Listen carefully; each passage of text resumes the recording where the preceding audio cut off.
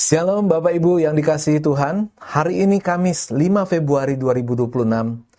Kita masih dalam pembahasan seminggu bersama anak-anak Nuh, di mana hari ini adalah hari yang kelima. Renungan hari ini berjudul Antara Berkat dan Kutuk.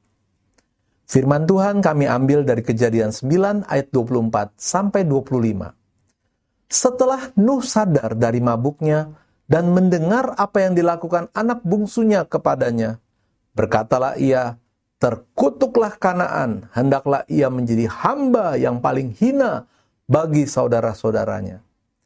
Setiap perbuatan ada akibatnya. Akibatnya bisa yang baik, bisa juga yang buruk. Bahkan akibatnya bisa berupa berkat maupun kutuk.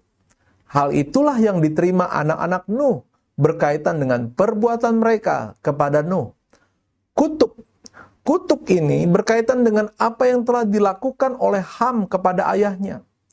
Pertanyaan utama yang muncul di sini adalah mengapa Nuh mengutuk cucunya Kanaan dan bukan putranya Ham? Apakah Kanaan secara langsung terlibat dalam kesalahan Ham seperti dugaan beberapa ahli bahasa Ibrani? Alkitab tidak memberikan penjelasan mengenai hal ini. Hanya satu hal yang bisa menjadi kesimpulan kita, yaitu bahwa dengan perbuatannya yang sembrono itu, maka Ham telah mengorbankan keturunannya, karena merekalah yang nanti akan merasakan kutuk tersebut. Kutukan Nuh kepada Kanaan ini seperti sebuah nubuat yang mulai digenapi pada zaman Yosua. Kita bisa membaca di Yosua pasal 9. Dan lebih luas lagi pada zaman Daud. Namun bukan berarti Ham tidak menerima hukuman. Dengan tidak menerima berkat dari Nuh, itu sudah merupakan hukuman yang harus diterima oleh Ham. Berkat di sini berkaitan dengan apa yang telah dilakukan oleh Sem dan Yafet kepada ayah mereka. Nuh tidak langsung memberkati Sem, tetapi memuji Tuhan Allah Sem. Ini menunjukkan bahwa berkat terbesar Sem adalah bahwa Tuhan menjadi Allahnya. Ini adalah berkat rohani. Sem adalah satu-satunya dari ketiga anak Nuh yang disebut memiliki hubungan khusus dengan Tuhan. Nama pribadi Allah yang berjanji kepada Nuh di dalam Kejadian 9 ayat 9 sampai 11. Ini menandakan bahwa keturunan Sem akan menjadi pembawa wahyu Allah dan dari garis keturunannya akan datang bangsa pilihan Allah. Sementara itu berkat bagi Yafet lebih jelas. Nama Yafet diperkirakan berarti perluasan atau pelebaran. Dengan permainan kata, Nuh memberkati Yafet dengan menggunakan namanya sendiri.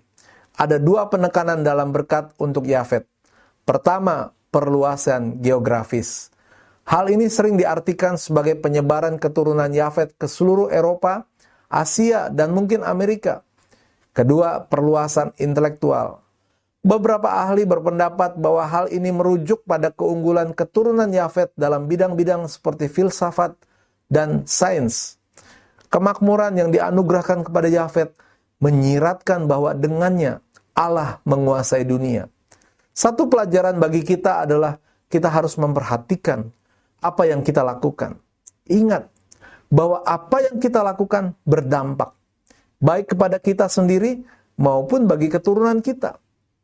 Jika kita melakukan hal yang buruk, maka kita akan menerima yang buruk.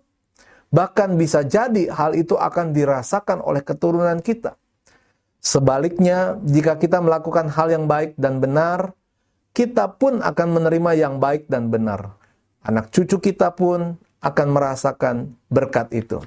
Janganlah kita menyusahkan anak cucu kita, namun kita harus membuat mereka hidup lebih nyaman, karena berkat yang mereka akan terima bukan kutuk.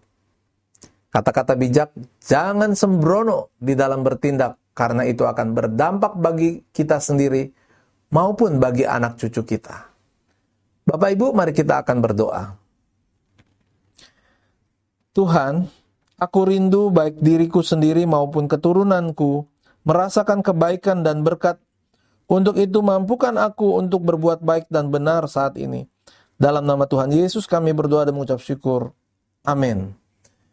Puji Tuhan, kami percaya renungan ini akan menjadi berkat untuk Bapak Ibu semuanya. Selamat beraktivitas, Tuhan Yesus memberkati.